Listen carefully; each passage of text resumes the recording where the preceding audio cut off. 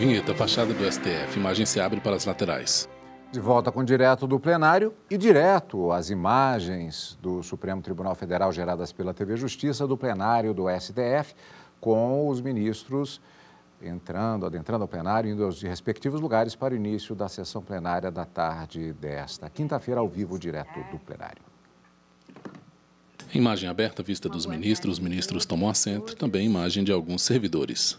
Declaro aberta essa quinta sessão extraordinária do plenário do Supremo Tribunal Federal. Ao centro da mesa, em formato da letra U, invertida, quem fala é a excelentíssima ministra presidente da Suprema Corte, ministra Rosa Weber.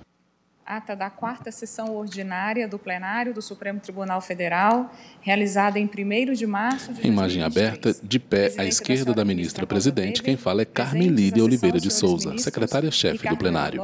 Carmen Lúcia Dias Toffoli, na imagem ao centro da tela, mulher de pele branca, cabelos Edson Fachin, Alexandre de Moraes abaixo dos ombros. Ausentes, justificadamente, veste beca preta sobre a roupa. Gilmar Mendes e Nunes Marques.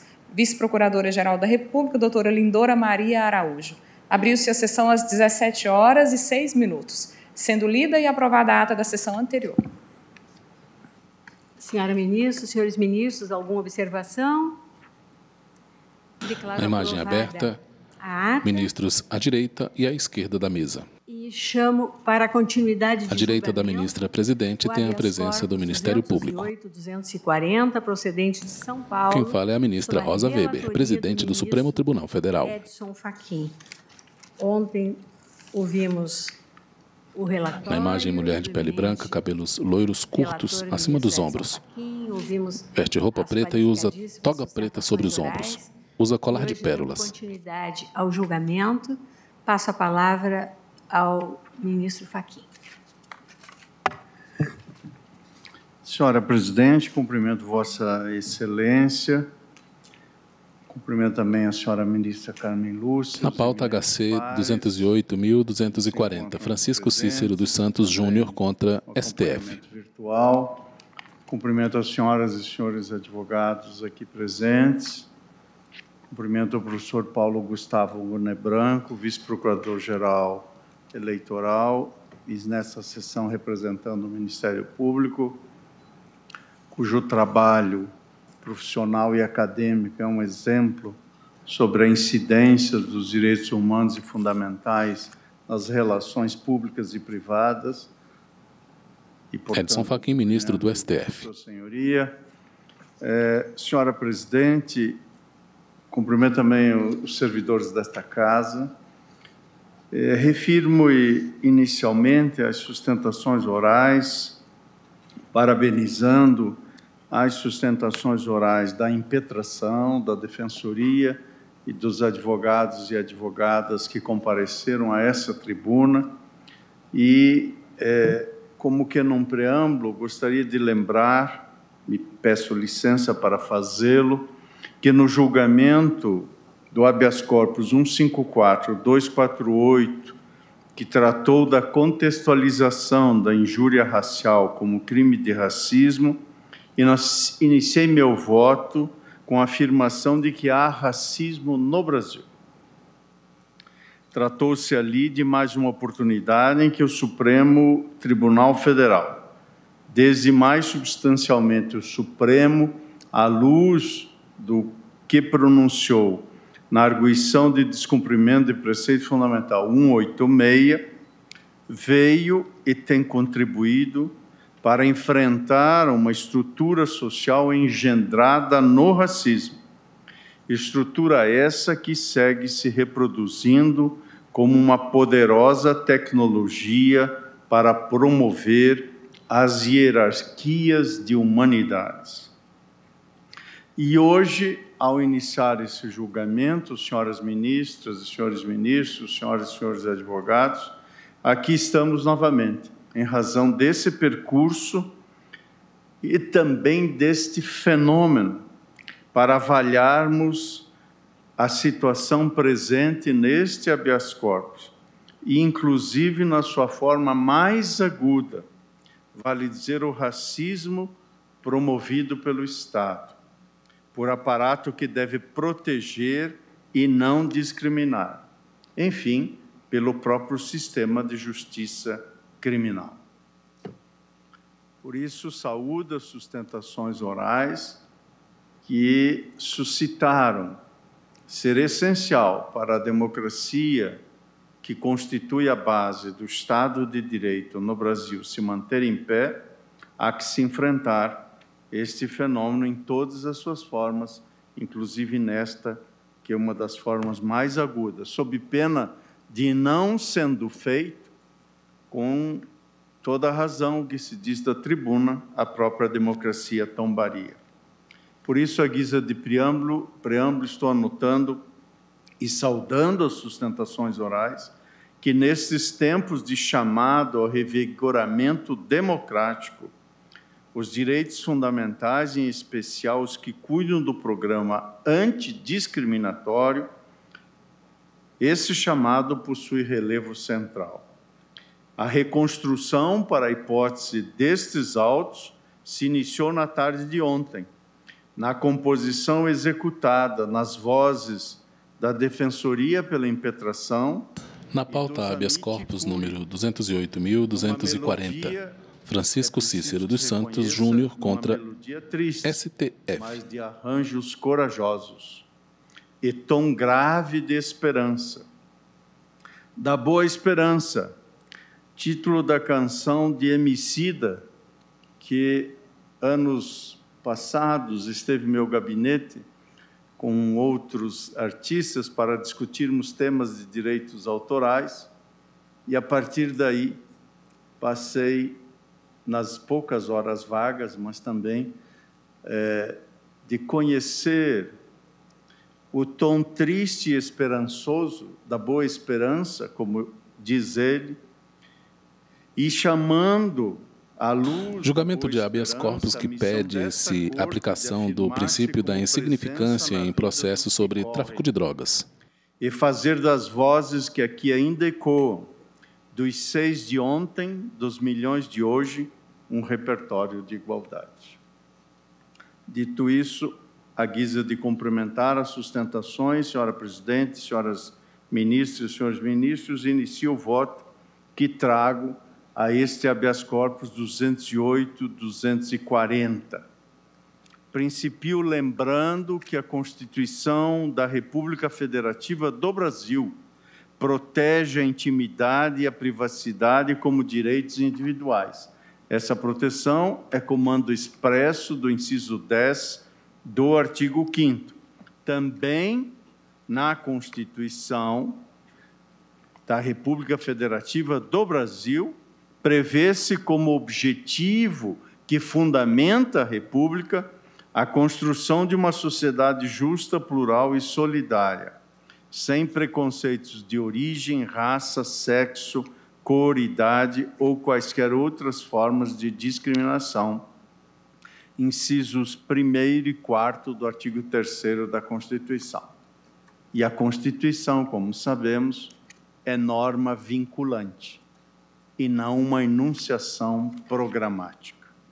Já no plano infraconstitucional, o Código de Processo Penal disciplina a busca pessoal nos artigos 240 e 244, que reproduzo minudentemente no voto, mas apenas relembro que o caput do artigo 240 prevê que a busca será domiciliar ou pessoal. Já o artigo 244 prevê, me permito ler, a busca pessoal independerá de mandado no caso de prisão ou quando houver fundada suspeita de que a pessoa esteja na posse de arma proibida ou de objetos ou papéis... Na pauta HC 208-240, Francisco Cícero dos Santos Júnior contra a STJ. De busca domiciliar, fecho a citação. Quem vota é o excelentíssimo ministro Luiz Edson Fachin. Em atenção às garantias individuais de intimidade e privacidade, a legislação processual penal reclama para a busca pessoal sem ordem judicial a presença de fundada suspeita de que a pessoa a ser abordada esteja, na dicção da lei, na posse de arma proibida ou de objetos ou papéis que constituam um corpo de delito. A fundada suspeita, portanto, representa justa causa necessária para a implementação de medida de natureza cautelar. Em termos de padrão, de estándar probatório, consoante a jurisprudência deste Supremo Tribunal Federal e também do Superior Tribunal de Justiça, a justa causa para a busca pessoal deve estar fundada em elementos objetivos e concretos. Por isso, não satisfaz a exigência legal o conjunto de parâmetros demasiadamente subjetivos ou não constatáveis de maneira nítida e precisa. O que significa que não se pode admitir a busca pessoal com base em critérios que não tenham base legal e nem poderiam ter base legal critérios como raça, cor da pele, aparência física e qualquer outro critério que não possua uma dimensão racional e sistemática conforme a Constituição. Nesse sentido, este Supremo Tribunal Federal, num precedente que me permite citar da lavra do ministro Ilmar Galvão, manifestou que a fundada suspeita prevista no artigo 244 desse Código de Processo Penal não pode fundar-se em parâmetros unicamente subjetivos, exigindo elementos concretos que indiquem a necessidade da revista em face do constrangimento que esta atitude causa.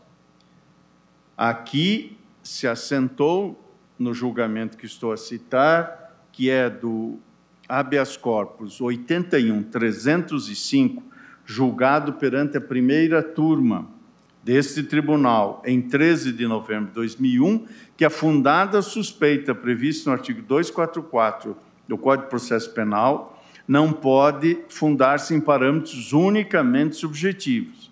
E, naquele caso, detectou-se a ausência de elementos dessa natureza, que não se pode ter por configurados na alegação, e aqui me permito realçar, naquele caso, na alegação de que o paciente trajava um blusão suscetível de esconder uma arma, sob risco de referendo a condutas arbitrárias ofensivas a direitos e garantias individuais e caracterizadoras de abuso de poder. Portanto, quase 22 anos atrás, o Supremo já assentava, com eco pelo jeito, o Supremo já assentava a necessidade de objetivação dessa expressão fundada a suspeita. E me permite citar, senhora presidente, porque creio que isto é relevante. Julgamento de habeas corpus pela qual se pede a aplicação do princípio da insignificância em processos sobre tráfico de drogas. Na pauta HC 208-240, Francisco Cícero dos Santos Júnior contra STJ. Quem vota é o ministro Edson Fachin. Julgamento recente, 19 de abril de 2022, assentou nos termos do artigo 240, parágrafo 2º do Código de Processo Penal, para a realização de busca pessoal pela autoridade policial, é necessária a presença de fundado suspeito, no sentido de que a pessoa abordada esteja na posse de drogas, objetos ou papéis que constituam um corpo de delito. E acrescenta: não satisfazem a exigência legal por si sós meras informações de fonte não identificada ou intuições e impressões subjetivas, intangíveis e não demonstráveis.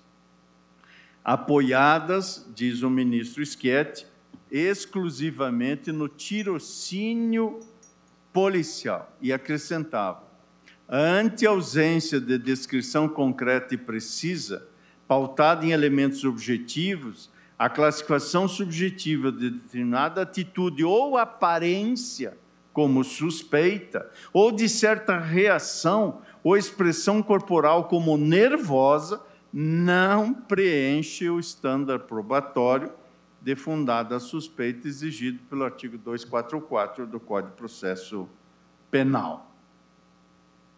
Além deste precedente, que está assentado no RHC que mencionei, o 158580, precedente este, mais precisamente, que está no agravo regimental, no ARESP 2.142.037, cito também o habeas corpus 625.819, da lavra do eminente ministro Nefe Cordeiro, este de 26 de fevereiro de 2021, aonde ali se assentou no Superior Tribunal de Justiça.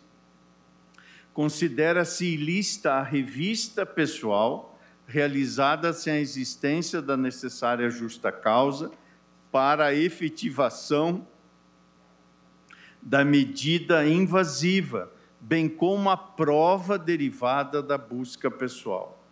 Ainda no Superior Tribunal de Justiça, este que foi o fundamento daquele ARESP que antes citei, vale dizer, o RHC 158580, da relatoria do ministro Schietti, cito mais detidamente os elementos desse precedente, no qual o ministro Schietti, portanto, assentou que exige-se, em termos de estándar probatório, para busca pessoal ou veicular sem mandado judicial, a existência de fundada suspeita, justa causa, baseada em juízo de probabilidade, descrita com a maior precisão possível, aferida de modo objetivo e devidamente justificada pelos indícios e circunstâncias do caso concreto. E prossegue nesta ordem de ideias. Por isso, com base nesses precedentes, principio, então, a dizer que os elementos que evidenciam a justa causa para a busca pessoal devem constar no auto de prisão em flagrante ou no respectivo relatório de diligência, a fim de que seja feito o controle judicial posterior da medida. Sem narrativa nítida e precisa da justa causa para a realização da busca pessoal, acaba-se gerando uma inviável sindicabilidade pelo Poder Judiciário, a quem a Constituição Federal atribuiu a guarda dos direitos fundamentais. Ademais, o fato de a busca pessoal resultar em apreensão de objetos ilícitos ou que constituam o corpo de delito não torna a revista lícita. O resultado da busca pessoal, nesse sentido, é irrelevante para a caracterização de sua licitude.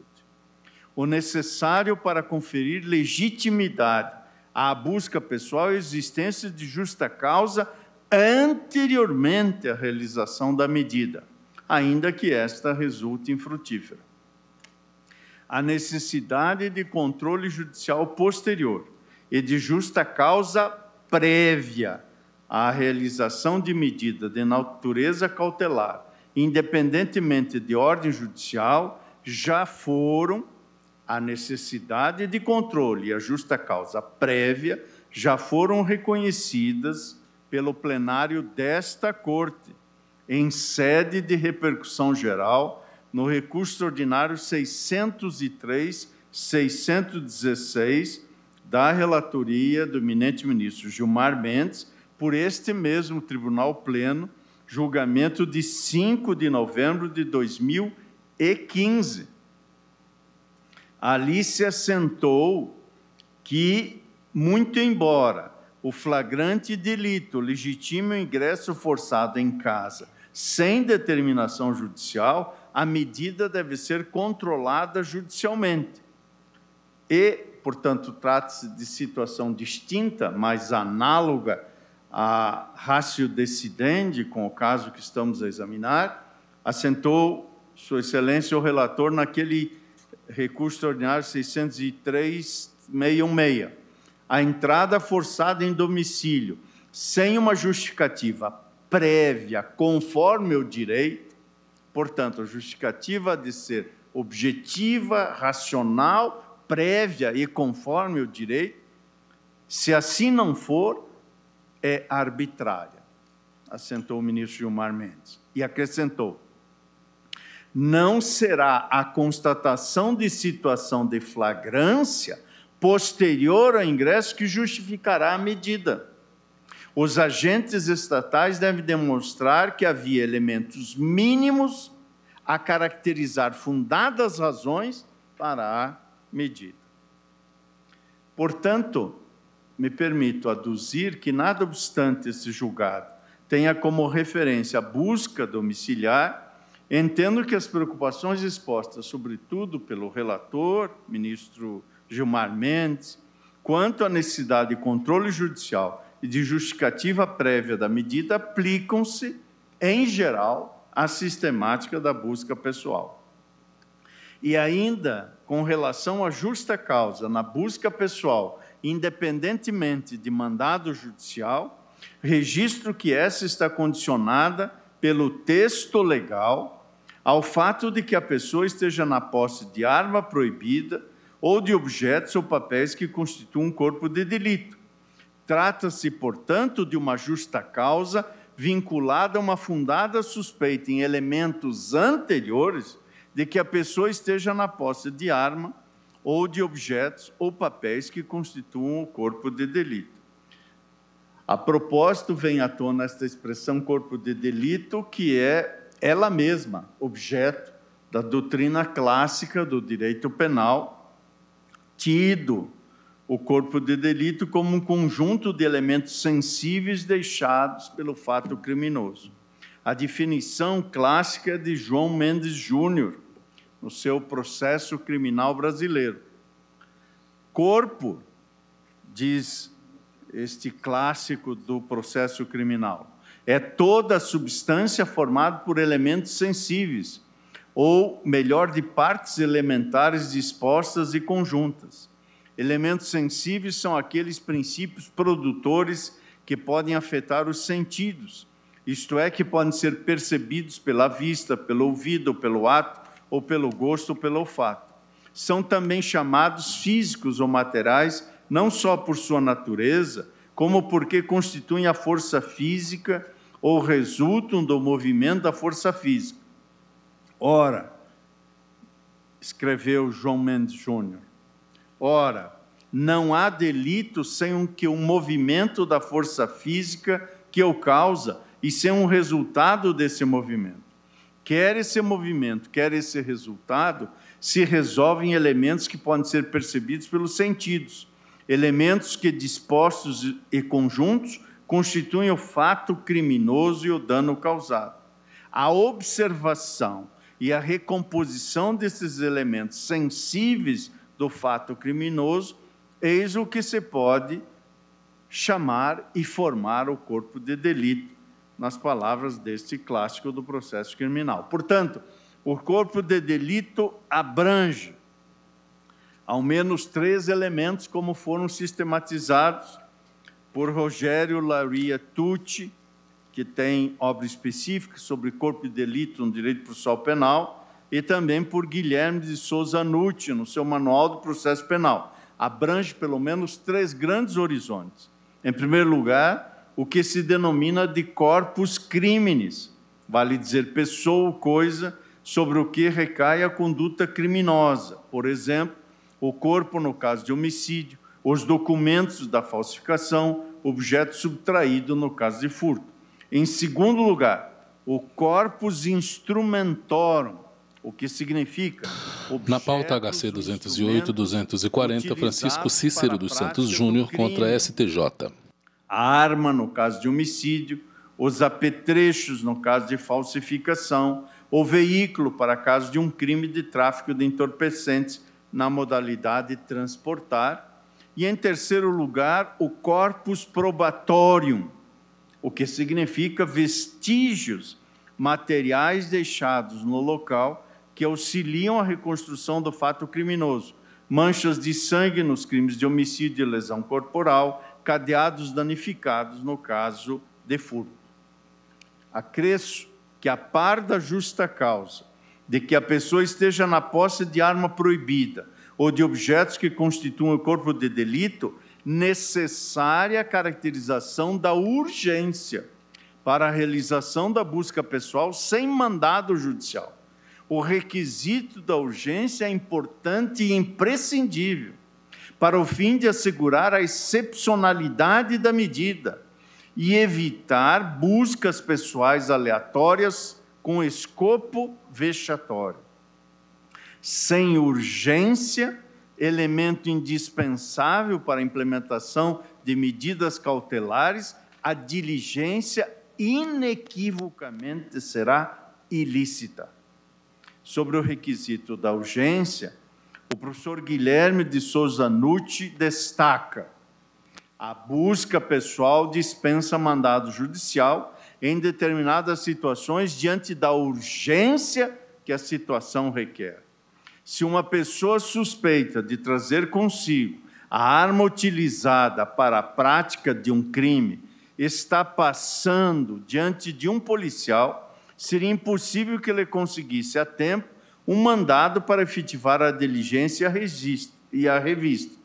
Logo, dispensa-se o mandado, embora deva o agente da autoridade ter a Quem vota é o máxima ministro cautela Luiz Edson Fachin. para não realizar atos invasivos impróprios, escolhendo aleatoriamente pessoas para a busca, que é sempre ato humilhante e constrangedor. Estabelecidas essas premissas, senhora presidente, senhoras ministras e senhores ministros, passo ao exame do caso concreto. No caso dos autos, constam do auto de prisão em flagrante as seguintes declarações do policial militar que empreendeu a diligência. Na imagem, o ministro está à direita da mesa. Ao fundo, parte da plateia, poltronas vazias. O caso está dando eco. Cito: que nesta manhã estava em patrulhamento pela região oeste da cidade e, ao se dirigir até o bairro Fortunato Rocha Lima para atendimento de uma ocorrência, acabou passando pela Vila Industrial, que era o caminho natural para seu destino, que, ao passar pela rua Santa Teresa, quadra 4, avistou ao longe um indivíduo de cor negra, que estava em cena típica de tráfico de drogas, uma vez que ele estava em pé, junto ao meio-fio da via pública, e um veículo parado junto a ele, como se estivesse vendendo, comprando algo. Que o indivíduo, ao perceber a aproximação da viatura policial, mudou o semblante e saiu andando sorrateiramente, jogando algo no chão. Que o veículo Edson Fachin, ministro do STF. teve marcha iniciada repentinamente e o motorista saiu do local, podendo afirmar que era um veículo de cor clara, uma vez que fixou sua atenção no indivíduo, até porque aquele local é conhecido como ponto de tráfico de drogas e ainda nesta data, durante a madrugada, ainda pela manhã, houve a prisão... Julgamento de habeas corpus, pelo qual se pede a aplicação do princípio da insignificância em processo sobre tráfico de drogas. Por sempre estar naquela localidade, sabendo que é um participante em crimes de tráfico naquele local, que em revista pessoal acabou localizando 5 pinos de cocaína que estavam no bolso da calça de moletom, sendo que no outro bolso da mesma vestimenta estavam R$80. Que pôde observar que no chão próximo havia vários pinos idênticos aos encontrados com o indivíduo, só que com a queda no chão os mesmos acabaram se abrindo e vazando seu conteúdo, impossibilitando o recolhimento do conteúdo por ser um pó muito fino e em quantidade que é impossível a arrecadação, que em seguida conduziu o investigado até este plantão judicial. Fecho esta reprodução. E digo, em sentido muito próximo, foram as declarações do segundo policial que acompanhou a busca pessoal. Esta já na página 32. Leio. que nesta manhã estava em companhia de seu colega de farda e se dirigiram ao bairro Fortunato Rocha Lima para atender uma ocorrência, que no caminho passaram pela Vila Industrial por um conhecido ponto de tráfico de drogas, até porque era o caminho que tinham que fazer. Que ao se aproximarem da rua Santa Teresa, viram um indivíduo negro que servia algum usuário de droga em um carro de cor clara. Que o indivíduo, ao ver a aproximação da viatura policial, saiu andando sorrateiramente e arremessou algo no chão. Isto enquanto o motorista do carro saía do local rapidamente. Que o indivíduo foi abordado e, quando revistado, foram localizados no bolso de sua calça de moletom 5 pinos de cocaína e no outro bolso R$80. Que no chão viu que haviam vários pinos de cocaína abertos e esparramados seu conteúdo e era os objetos, estou lendo literalmente, e era os objetos que o indivíduo havia arremessado ao solo quando da aproximação da equipe policial, que não deu para recolher o pó caído no chão por serem finos e pouca quantidade, que o indivíduo é sempre visto naquele local em atitude suspeita. Fecho aspas da citação. Entendo dessa leitura que o contexto fático apresentado pelos policiais para a abordagem era o seguinte: um indivíduo negro no meio-fio, perto do meio-fio, em pé ou sentado no meio-fio, e um carro de cor clara próximo. Os policiais também mencionam que os indivíduos aparentavam comprar e vender algo, mas não esclarece o que seria esse algo. Com base nisso, decidiram se aproximar. Em seguida, descrevem que o carro saiu do local e que o indivíduo saiu andando do local, como anotaram, sorrateiramente, e que teria arremessado algo, sem novamente dizerem o que seria esse algo. Realizada a busca pessoal nesse último, foram encontradas substâncias entorpecentes. Volto à circunstância de que 2 pontos merecem destaque para o exame da justa causa. A primeira circunstância narrada pelos 2 policiais foi a cor da pele, a saber, negra. Inicialmente, poderia-se supor que essa seria uma mera descrição física do indivíduo a ser abordado. Mas não. Nada mais foi acrescentado.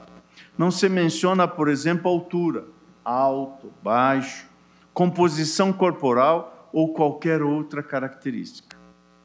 Vale dizer, pelo que se extrai do auto de prisão em flagrante, a cor da pele foi o que primeiro despertou a atenção dos policiais. Em segundo lugar, a situação narrada.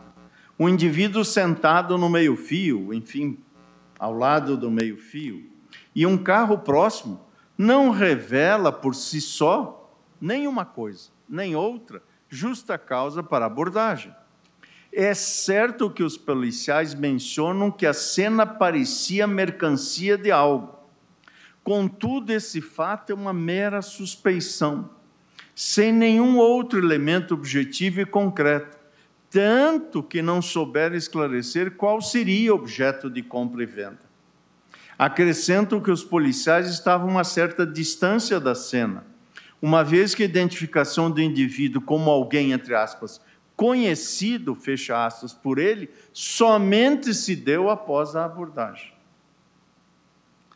Parte dessas observações estão no merecedor de enaltecimento, no voto vencido. Ministro, pausa, fala e bebe água.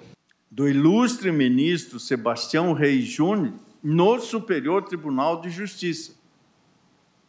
E os votos vencidos são importantes, até mesmo para elucidar a maioria que se formou e, no exame, contrastar os argumentos e verificar, sempre com a devida deferência, a prevalência de um caminho ou de outro. E Sua Excelência, o ministro Sebastião Reis Júnior, assentou, Cito abrindo aspas. Em primeiro lugar, não vejo o uso da expressão cor negra pelos 2 policiais responsáveis pela julgamento de habeas corpus número 208-240, Francisco Cícero dos Santos Júnior contra STJ. Peso, cabelo, roupa, etc., foi objeto de qualquer referência. Em segundo lugar, a expressão cor negra foi usada pelos 2 policiais. E nenhuma outra circunstância relevante foi considerada para justificar a revista pessoal. Não vejo como considerar o fato de o paciente estar em pé, parado ao lado de um carro, como suficiente para que o mesmo fosse abordado e revistado pela polícia. Ainda mais se considerarmos que a cena foi vista, segundo o depoimento de um dos policiais, de longe. De se destacar que só depois da abordagem é que os policiais identificaram o paciente como alguém que habitualmente estava naquela região vendendo drogas. Ou seja, diz o eminente ministro Sebastião Reis Júnior, não havia qualquer outra circunstância a não ser a de o paciente estar parado ao lado de um carro e de ser de cor negra que justificasse a busca pessoal. Não vejo como não compreender que a busca, só se deu em razão da cor do paciente. O senso comum me permite chegar a esta conclusão, até porque, diz o ministro Sebastião Reis Júnior, certamente, se essa cena ocorresse nos jardins, os policiais não teriam se aproximado e abordado o paciente, fecho aspas, da citação que faço do voto vencido de Sua Excelência. Esta questão é tratada num estudo merecedor de destaque, denominado A Etiqueta do Crime, de Sandro César Ciel, sobre como a aparência física e a camada social podem influir na análise de um mesmo contexto fático. Escreve o autor que acabo de mencionar, e cito a fonte no voto. Diz ele, imaginemos uma mulher que tenta sair de uma joalheria com um carro e não pago. Imaginemos uma mulher que tenta sair de uma joalheria com um caro e não pago, caro, aqui apenas com R, é o preço, é um juízo de valor, e não paga o bracelete quando é barrada pelos seguranças. Se essa aparente tentativa de subtração à coisa alheia... Quem vota é o ministro Edson Fachin. Preceito do artigo 155 do Código Penal, será tomada como crime, seria compreensível de cleptomania ou mera distração. Vai depender menos dos detalhes da conduta tentada do que do perfil da apontada infratora. Julgamento de habeas corpus pelo qual se pede aplicação do princípio de insignificância em processo sobre tráfico de drogas. HC 208-240, Francisco Cícero dos Santos Júnior contra STJ. Se adequaria perfeitamente se a acusada fosse uma famosa atriz de novela, diz Sandro César Ciel.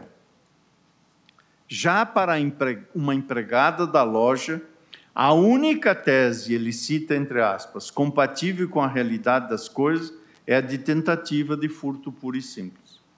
A conduta é a mesma, a ausência de provas também. Só o que variará neste caso são as suposições socialmente consideradas adequadas ao caso, e a fonte é o Ius Navigandi, de 17 de agosto de 2007. Tratar, portanto, das atividades policiais, sem situar o fenômeno da racialização dos grupos sociais na análise, é desencontrar questões cruciais para a compreensão da igualdade na nossa sociedade. Não por outra razão que a Convenção Internacional sobre a Eliminação de Todas as Formas de Discriminação Racial, aprovada pela Assembleia Geral das Nações Unidas em 7 de março de 1966 e, portanto, instituído ali o dia 21 de março que se aproxima. 21 de março celebra-se, a partir desta aprovação pela Assembleia Geral da ONU, o Dia Internacional para a Eliminação da Discriminação Racial. Coincidentemente, criada esta celebração para tornar memória viva o assassinato pela polícia de 69 pessoas na favela sul-africana de Sharpeville, que se manifestavam pacificamente contra leis do passe impostas então pelo regime do apartheid. Pela linha A do artigo 5º da Convenção que acabo de mencionar, de 66, o Estado brasileiro comprometeu-se a proibir e a eliminar a discriminação racial em todas as suas formas e a garantir o direito de cada um à igualdade perante a lei, sem distinção de raça, cor ou de origem nacional ou étnica, principalmente no gozo dos seguintes direitos. E aqui está uma das alíneas importantes também, que é a B. Direito à segurança da pessoa ou à proteção do Estado contra a violência ou lesão corporal cometida, quer por funcionários de governo, quer por qualquer indivíduo, grupo ou instituição. No cenário das atividades policiais, positivamente têm as autoridades buscado cumprir com o compromisso de apurar as condutas tipificadas como crimes raciais. Foram instaladas delegacias especializadas em combater crimes raciais em várias partes do território brasileiro, da Convenção para cá, o que tem permitido que os comportamentos racistas tenham maior dificuldade de serem desqualificados para atos de menor importância. Em medida cada vez maior de compreensão que essas práticas não decorrem de comportamentos desprovidos da intenção de violar a dignidade da população negra deste país, mas que se originam no contexto do funcionamento de instituições que sustentam uma estrutura social racista. Julgamento do habeas corpus número 208-240. Francisco Cícero dos Santos Júnior contra STJ. Quem vota é o ministro Edson Fachin. Nas corporações civis e militares, a exemplo da oferta de curso ou do curso oferecido pelo Ministério da Justiça e Segurança Pública, denominado Segurança de Grupos Vulneráveis, Promoção da Igualdade Racial para os integrantes de todas as forças policiais do país, como criação de mecanismos de controle na esteira das câmaras instaladas nos uniformes dos policiais militares, ainda com pouca abrangência, mas de imprescindível adoção para prevenir atos discriminatórios e até mesmo para proteger a atuação policial. Na linha dessas posturas para a redução das desigualdades raciais na atividade da segurança pública, ainda com julgamento em curso, a arguição de descumprimento de preceito fundamental 635 e os afazeres agora levados a efeito na gestão da eminente ministra Rosa Weber, no âmbito do Conselho Nacional de Justiça, tem aberto possibilidades de estabelecimento de significativos compromissos pelas forças de segurança do Estado do Rio de Janeiro para a redução da letalidade da atividade policial, quadro cujo enfrentamento é inimaginável sem que seja dado relevo ao componente racial. Esses esforços, que são visíveis, mas longe de serem suficientes ainda, e aqueles vindouros, esperamos, nos permitem para o voto no plenário físico do STF, o ministro Luiz Edson Fachin. sobre a relação entre julgamento de habeas corpus pelo qual se pede aplicação do princípio da insignificância em processos sobre tráfico de drogas.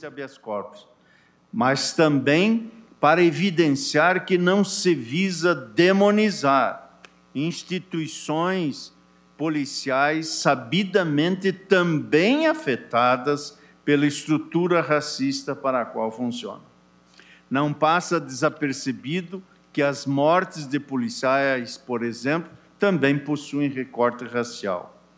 Há um desafio que nos deve comprometer a todos, sociedade, sistema de justiça e forças policiais, a fim de obstar comportamentos que, consciente ou inconscientemente, atribuem às pessoas negras sentidos negativos decorrentes de estereótipos que as situam como sujeitos supostamente criminosos em decorrência da cor da pele.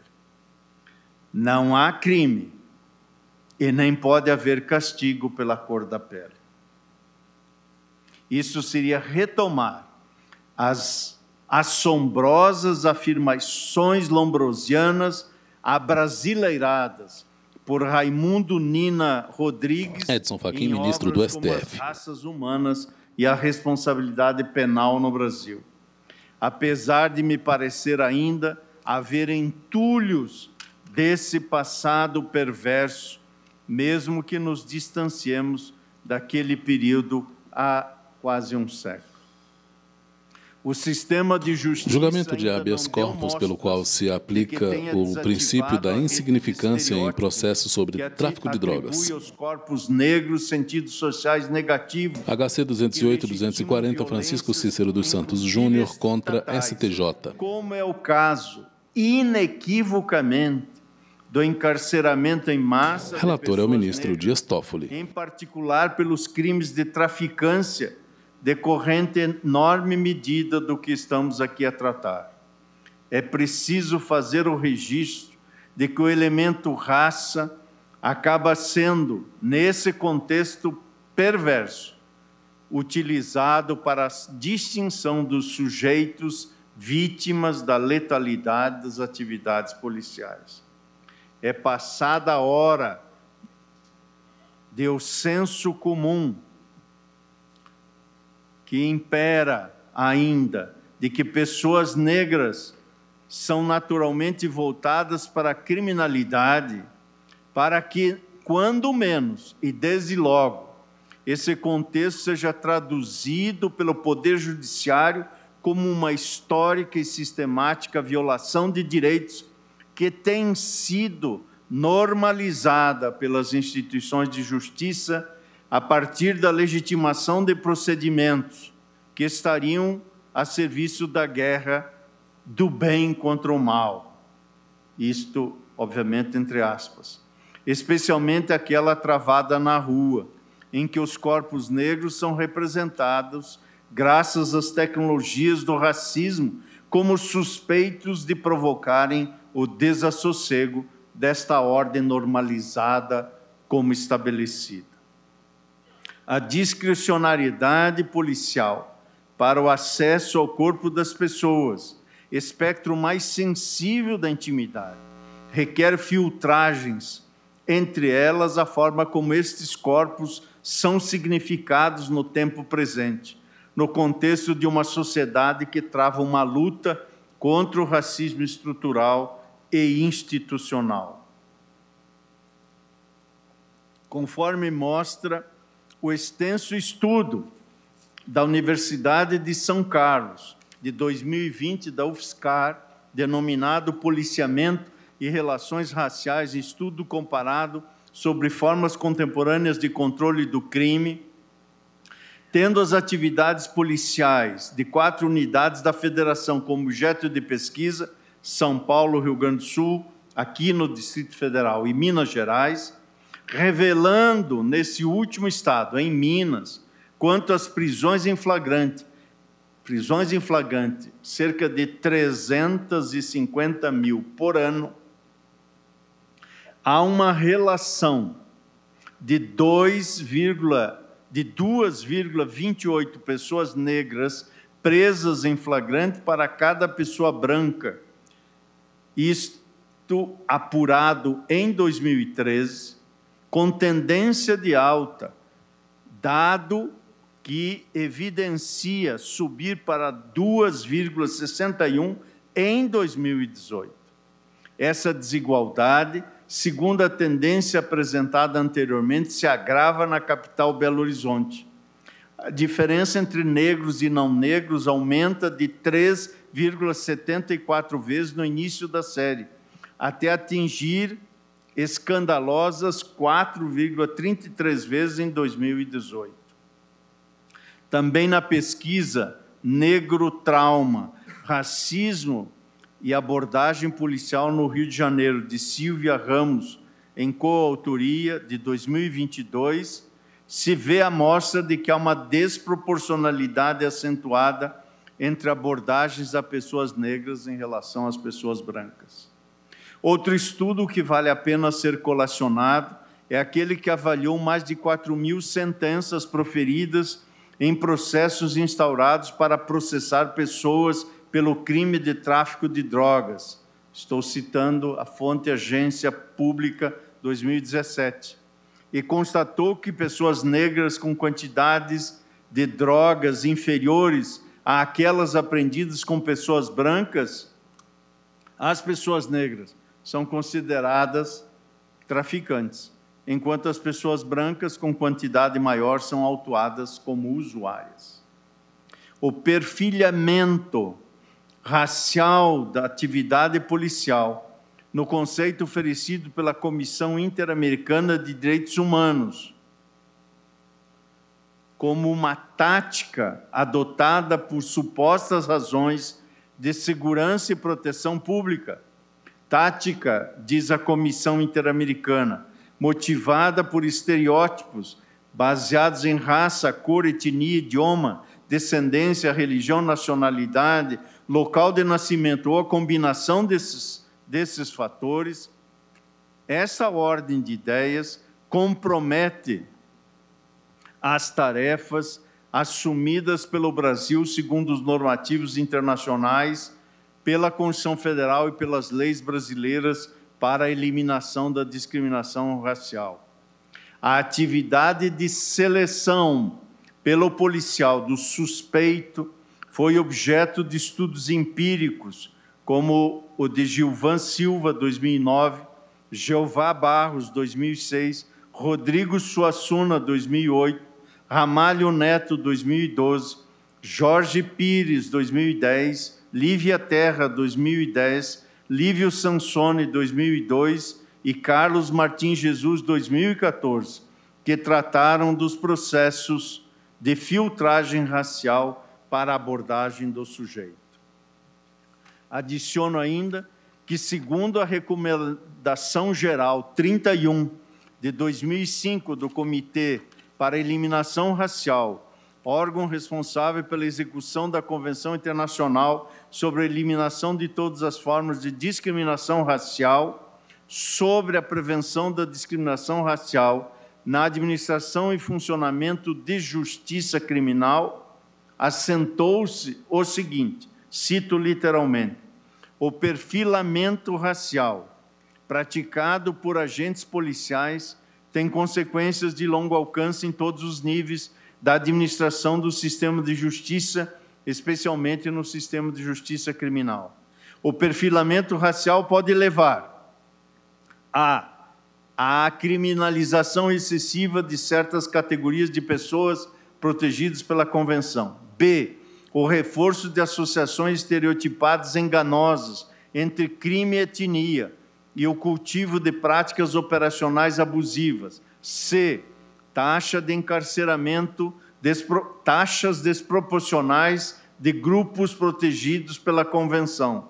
D, maior vulnerabilidade das pessoas pertencentes a grupos protegidos pela Convenção ao abuso de força ou autoridade por parte de policiais. E, subnotificação de atos de discriminação racial e crimes de ódio. E, por último, F, a condenação pelos tribunais com penas mais duras para as comunidades visadas, fecho aspas, da citação deste trecho da Recomendação 31, que é de 2005. Volto às preocupações da Organização das Nações Unidas com o problema e menciono o Programa de Atividades da Década Internacional das Pessoas Afrodescendentes, conforme a respectiva resolução de número 16. E ali se fez constar a necessidade de os Estados criarem medidas para eliminar o perfilhamento racial de pessoas negras. Algumas medidas adotadas foram descritas no relatório do Escritório do Alto Comissariado para Direitos Humanos de 2019, prevenindo e combatendo o perfilamento racial de pessoas afrodescendentes, boas práticas e desafios, é o nome do relatório. E ali foram divulgadas ações de países como Colômbia, Holanda, Inglaterra, Suécia e Brasil. A entidade, pelo Comitê para a Eliminação da Discriminação Racial, aprovou a Recomendação Geral 36 para a prevenção e o combate ao perfilamento racial por agentes policiais. Ainda no plano da proteção internacional dos direitos humanos, a Corte Interamericana de Direitos Humanos se ocupou da questão no caso Acosta Martínez e outro versus Argentina, tendo sido reconhecido que as detenções foram arbitrárias por terem sido motivadas por estereótipos raciais negativos.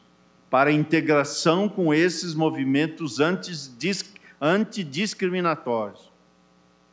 Entendo que, à luz da missão constitucional desse Supremo Tribunal Federal, se erige em dever dessa Suprema Corte reconhecer não apenas a ausência de justa causa, mas causa injusta. Na pauta HC 208 e 240, Francisco Cícero dos Santos Júnior contra a STJ. Julgamento de habeas corpus pela qual se pede a aplicação do princípio da insignificância em processos sobre tráfico de drogas. Quem vota é o ministro Edson Fachin.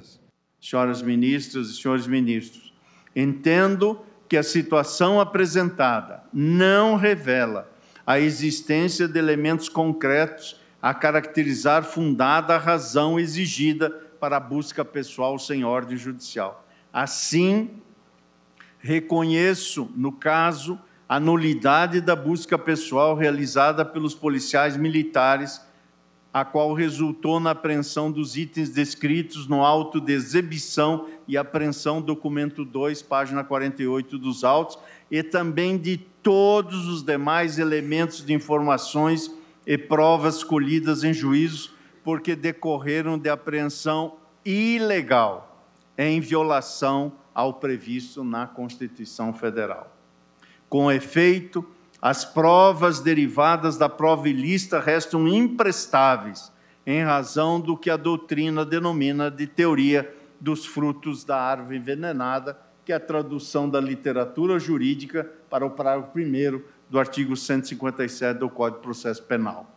Assinalo nesse sentido que a hipótese dos autos não se inclui nas exceções de contaminação, quais sejam a inexistência de nexo de causalidade entre umas e outras, ou quando as provas derivadas puderem ser obtidas por fonte independente.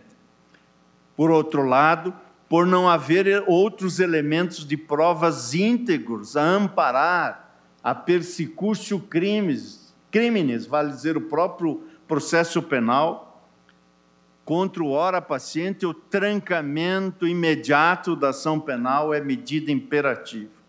Com efeito, a jurisprudência desse tribunal é pacífica ao asseverar a possibilidade de excepcional trancamento da ação penal quando demonstrada a tipicidade da conduta ou ausência de indícios mínimos de autoria.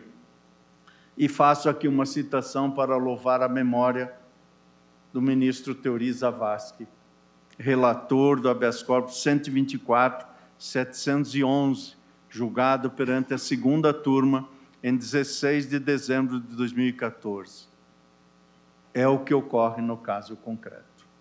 Ante o exposto, senhora presidente, senhora ministra, senhores ministros, Não conheço do habeas corpus, mas conheço para o fim de conceder a ordem de ofício, vale dizer, não conheço do habeas corpus na fundamentação como impetrado, mas concedo a ordem de ofício para declarar a nulidade da revista pessoal e dos demais atos processuais que delas advieram e determinar, por conseguinte, o trancamento da ação penal originária.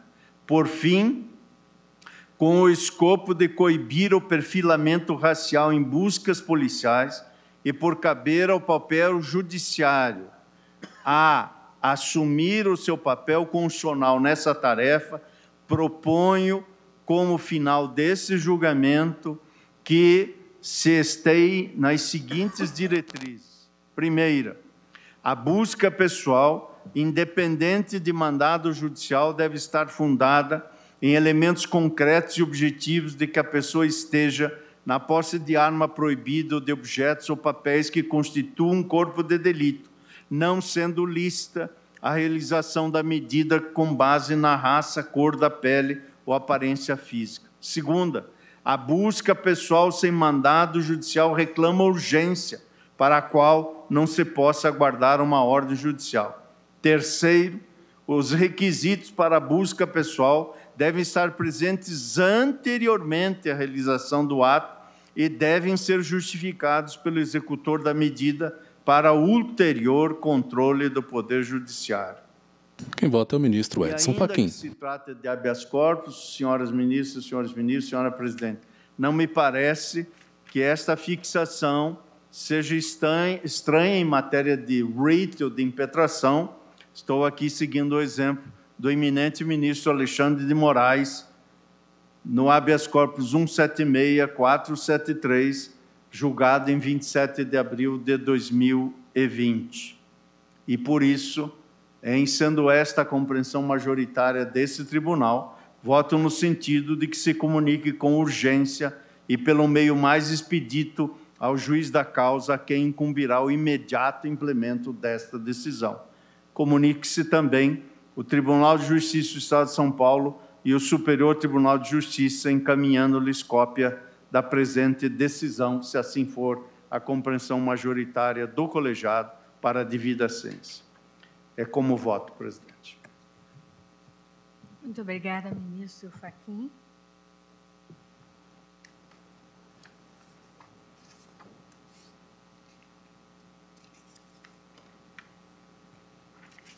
Escolho o voto do ministro André Mendonça.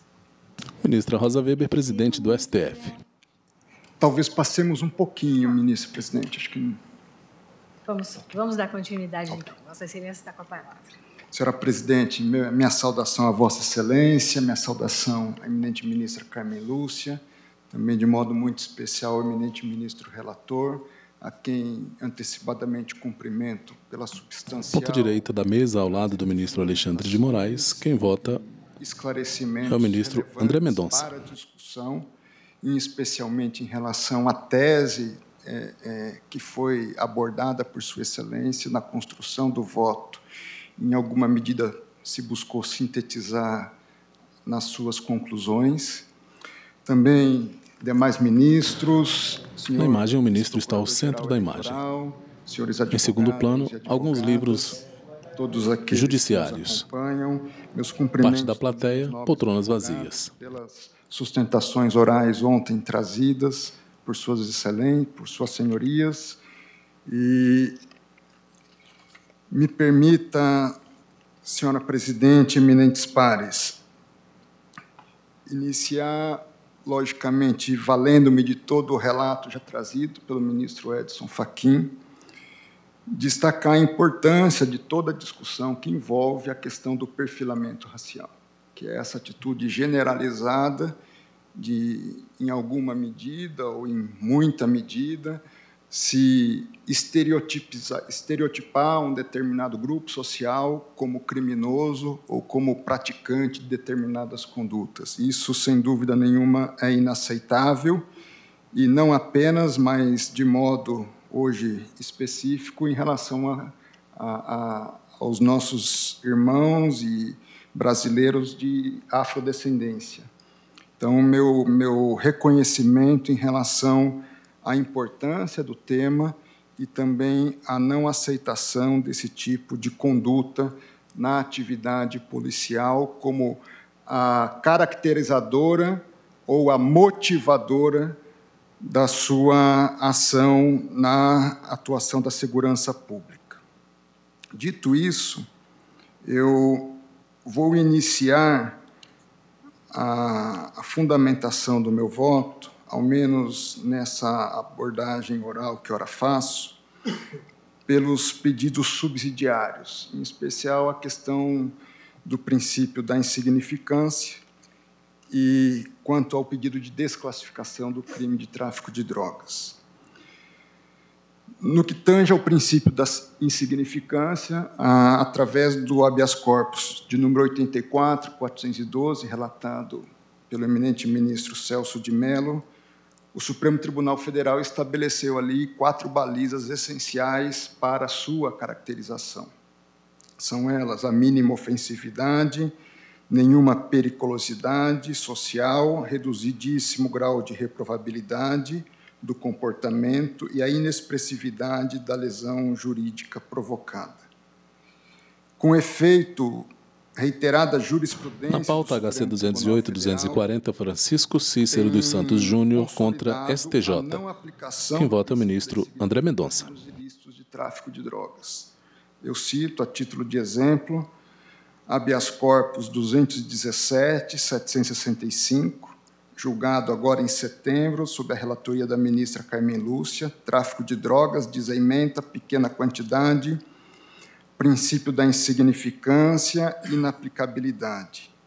No mesmo sentido, habeas corpus 216.077, julgado dia 8 de agosto do ano passado, sob a relatoria de Vossa Excelência, senhora presidente, e o recurso em habeas corpus 209.140, julgado em outubro do último ano, sob a relatoria também naquela ocasião do eminente ministro Edson Fachin.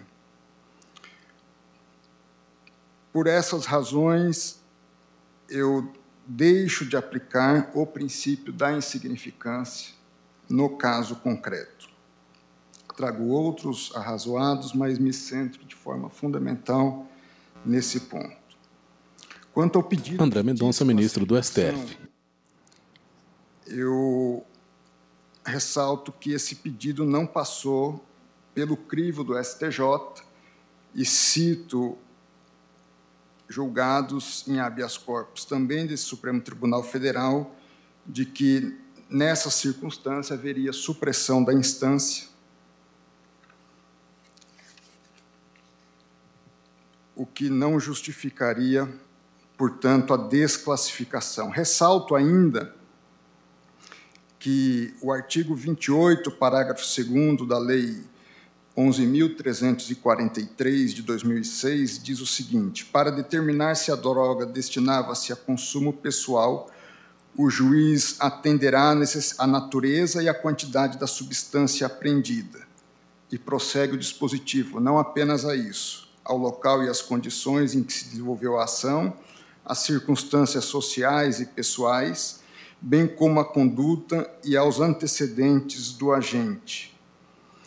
Anoto que avaliar essa questão também demandaria revolvimento da análise fático-probatória, o que não é o caso, e cito, nesse sentido, o habeas corpus 200.881, da relatoria do eminente ministro Nunes Marques, onde se diz, para o acolhimento do pleito da desclassificação do crime do tráfico de drogas para o delito de porte de drogas para uso pessoal, seria indispensável o reexame de todo o conjunto fático probatório. Também cito, no mesmo sentido, o recurso em habeas corpus 201.104, relatado pelo eminente ministro Edson Fachin, onde se diz tráfico de drogas, pedido de desclassificação para o delito do artigo 28 da Lei 11.343, de 2006. Necessário reexame de fatos e provas, inadequação da via eleita. Dito isso, eu passo ao que é o ponto central da discussão, que é debater se, no caso concreto, houve ou não uma abordagem discriminatória em relação ao paciente. Eu tenho o hábito de pesquisar a jurisprudência do Tribunal Europeu de Direitos Humanos sobre essa questão, e no segundo semestre do último ano, há poucos precedentes, pela pesquisa que fiz, acho que, salvo engano, esses são os únicos 2 precedentes julgados numa mesma data. E me permitam citá-los. A discussão, ela envolve, no âmbito do Tribunal Europeu de Direitos Humanos, 2 dispositivos, o artigo 8º e o artigo 14. Permitam-me ler o que é essencial para o caso em tela desses 2 dispositivos. Artigo 8º, item 1. Qualquer pessoa tem o direito ao respeito da sua vida privada e familiar, seu domicílio e sua correspondência. Item 2. Não pode haver ingerência da autoridade pública no exercício desse direito, senão quando esta ingerência estiver prevista em lei e constituir uma providência que, numa sociedade democrática, seja necessária para a segurança nacional, para a segurança pública, etc., E artigo 14. O gozo dos direitos e liberdades reconhecidos na presente convenção deve ser assegurado sem quaisquer distinções, tais como as fundadas no sexo, raça, cor, língua, religião, opiniões, etc.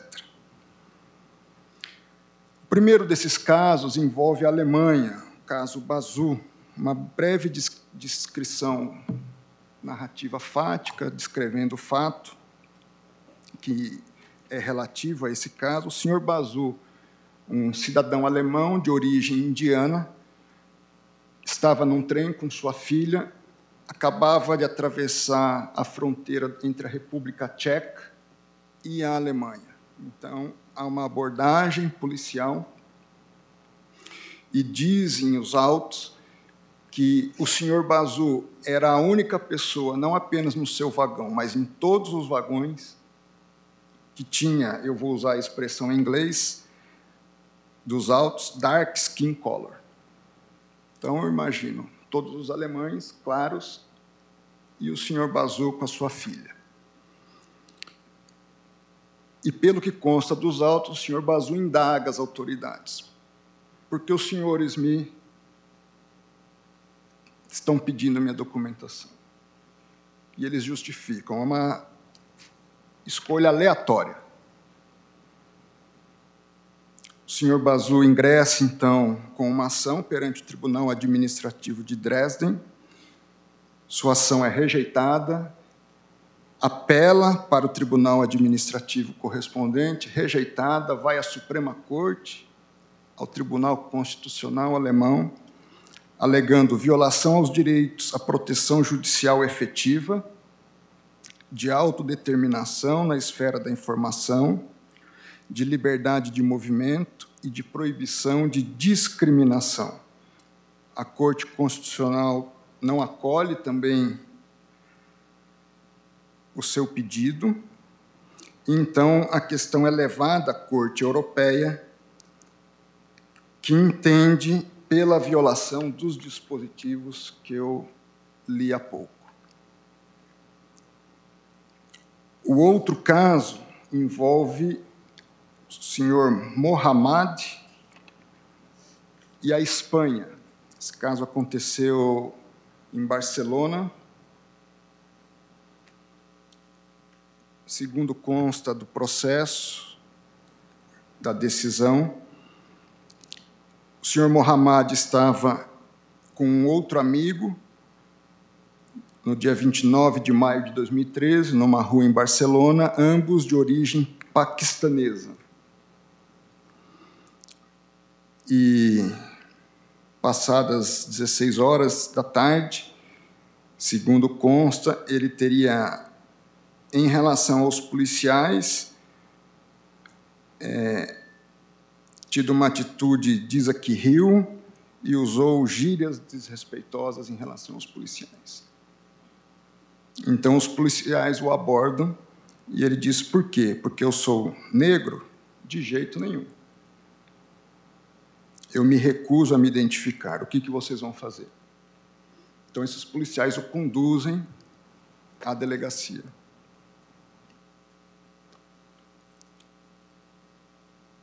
E, nesse caso, nada é encontrado. Ele é liberado cerca de 30 minutos depois e também ingressa perante os tribunais locais. Quem vota é o ministro André Mendonça. E, como eu já disse, também o Tribunal Europeu de Direitos Humanos ele recusa a reclamação do senhor Bazoum. Essa decisão específica do senhor Mohamed. Essa decisão específica do senhor Mohamed foi por 4-3, então houve ali uma divisão de entendimentos. Mas é importante citar que, em primeiro lugar, essa é uma discussão não só no Brasil, né? É uma discussão que tem reclamado a atenção de tribunais no mundo todo. Em segundo lugar, acho que haveria uma consensualidade da inadequação e com os consectários decorrentes de comportamentos que indicassem ou que indiquem a questão do perfilamento racial. Questão que se põe no caso concreto, e aí eu... Plenário julga a ação contra... agora do habeas corpus é verificar se no caso concreto nós temos um indicativo... Julgamento de habeas corpus pela qual se pede a aplicação do princípio da insignificância em processos sobre tráfico de drogas. Recomendo a leitura de ambas as decisões. Até entendo que, mesmo no caso do senhor Bazoum, o tribunal poderia ter sido mais contundente, o próprio Tribunal Europeu de Direitos Humanos. Porque ele não chegou a enfrentar a questão meritória na sua substância. Ele disse que a Alemanha ela deveria ter feito uma investigação mais apropriada ou efetiva do eventual perfilamento, atitude discriminatória no caso concreto. E como não fez, em função da omissão, se condenou a Alemanha. Pela descrição fática aqui, acho que foi muito mais do que isso. Dito isso, nós temos, dentro do Código de Processo Penal, o artigo 244, que é o que nos atribui às autoridades públicas incumbidas da segurança pública de atuar e fazer uma abordagem mediante, abre aspas, uma fundada suspeita. E aí cabe, e se cabe, em cada caso concreto, fazer uma definição se havia ou não havia essa fundada suspeita. O eminente ministro do STJ, ministro Sebastião Reis, que é dileto amigo, ele entendeu que era o caso de se reconhecer a nulidade de todo o procedimento em função de, no seu entender, ter sido a questão da cor o elemento que justificou a busca, que teria justificado a busca pessoal, ainda que o próprio ministro Sebastião Reis tenha dito, abre aspas, ainda que não tenha sido somente a cor da pele, mas sim todo o contexto, como estar o indivíduo ao lado de veículo em atitude de mercancia, em área de tráfico, pela experiência dos policiais.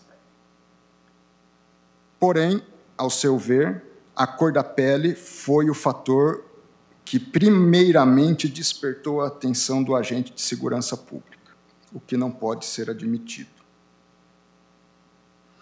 A grande questão é que essa fundada suspeita, ela tem que ter, para sua caracterização, elementos o mais objetivos possíveis, ainda que alguma subjetivação, seja em função de uma experiência pretérita, etc. Na pauta HC 208-240, Francisco Cícero dos Santos Júnior contra STJ. O eminente ministro. Relator é o ministro Dias Toffoli. Devidamente justificado.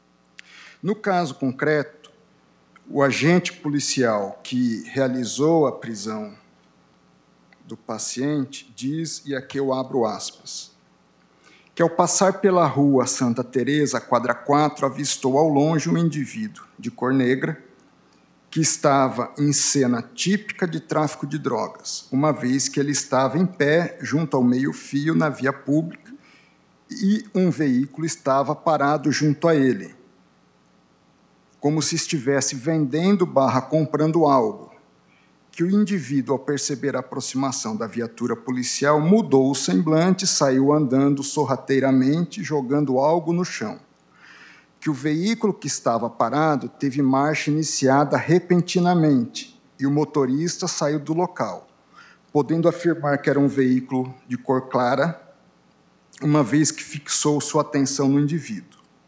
Até porque aquele local é conhecido ponto de tráfico de drogas e ainda nesta data, durante a madrugada e ainda pela manhã, houve prisão de vários indivíduos traficando drogas naquele local. Menciono ainda a sentença da magistrada de primeiro grau, que diz, ao fundamentar sua decisão, durante a entrevista, o acusado acabou confessando que ali estava vendendo e que a cada 14 pinos vendidos, 14 pinos ficavam para o consumo dele. O acusado dispensou 7 pinos, porém vazios. Com o acusado foram localizados 5 porções de substância branca e o dinheiro. No local eram frequentes prisões por tráfico de drogas. O local fica próximo de um motel. A biqueira, que é uma gíria popular para indicar o local de venda de drogas, é famosa por rodar 24 horas, aqui ela citando um depoimento. Que viram, se referindo aos policiais, o veículo que parou no meio da rua para o indivíduo se aproximar. As vias ficam em linha reta e os indivíduos não perceberam a viatura policial. O acusado fez gestos de entrem, colocou as mãos no veículo. O condutor do veículo se evadiu em velocidade e o acusado tentou correr a pé. Prossegue a sentença. Avistaram o indivíduo entregando algo para o integrante do veículo. A equipe policial sabia que o local era ponto de tráfico de drogas. Quando deram um sinal sonoro, o veículo se retirou, de modo que não foi possível verificar a placa. O acusado foi abordado, tentou se evadir, mas foi abordado na mesma quadra. Só havia o acusado entregando algo para o motorista do veículo. Perceberam a ação a uma distância de 50 metros. Mesmo com a aproximação policial, o acusado fez entrega. Ele estava de costas para a viatura. Diante desses elementos, eu faço a distinção com as devidas modulações entre o caso da Alemanha e o caso da Espanha. Ou seja, não vejo aqui, no caso concreto, situação que me levaria a aproximar-me do caso do senhor Bazoum. Nós tínhamos um local público e notoriamente conhecido como de tráfico de drogas. Eles estavam a uma distância, deram a sirene. Ao dar a sirene, ambos os indivíduos tentam se evadir. Se efetivamente se encontram drogas com o paciente. Ele tenta ainda ocultar uma quantidade, além da quantidade que foi apreendida, uma outra quantidade ficou no local porque não podia, ele havia destruído enquanto tentava fugir. Ou seja, com a devida vênia, no caso concreto, eu não entendo haver razões ao paciente.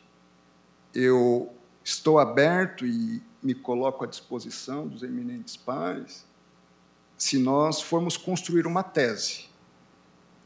Coloco aqui uma analogia. Uma coisa é a tese objetiva. Outra coisa é o caso concreto. Por vezes, nós acolhemos uma tese, mas desacolhemos a pretensão específica. Entendo que o caso aqui, mutatis mutandis, como também, de certa forma, fez o eminente ministro Edson Fachin ao considerar o caso concreto, mas também ao trazer elementos de objetivação da questão, elas vejam, sob a minha ótica, distinção entre o caso concreto e a tese discutida, que merece toda a defesa e todo o reconhecimento. Por essas razões, senhora presidente, eminentes pares, eu voto no sentido de denegar a ordem, repito, mantendo-me em aberto a trabalharmos, eventualmente, se assim entender o colegiado, a questão de uma tese sobre a matéria. Obrigada, ministro André Mendonça.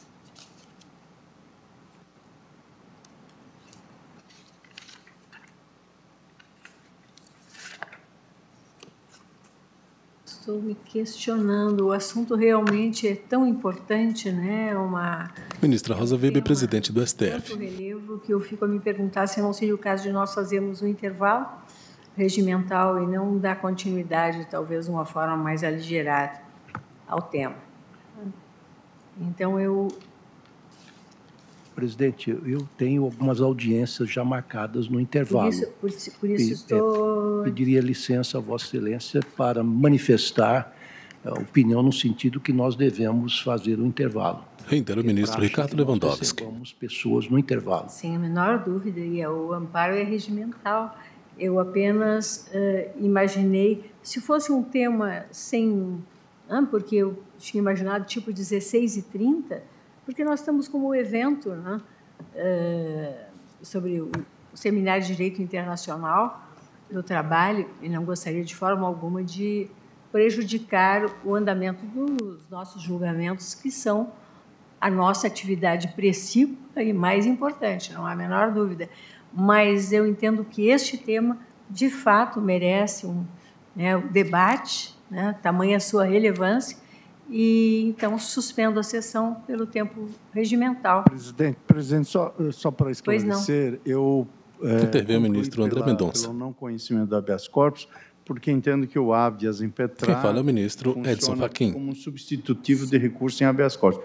Por isso que não conheci, mas propus a concessão de ofício com as teses que eu sugeri.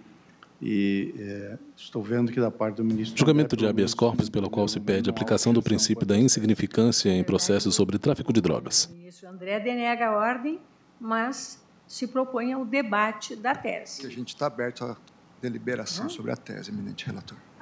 Sessão suspensa pelo prazo regimental.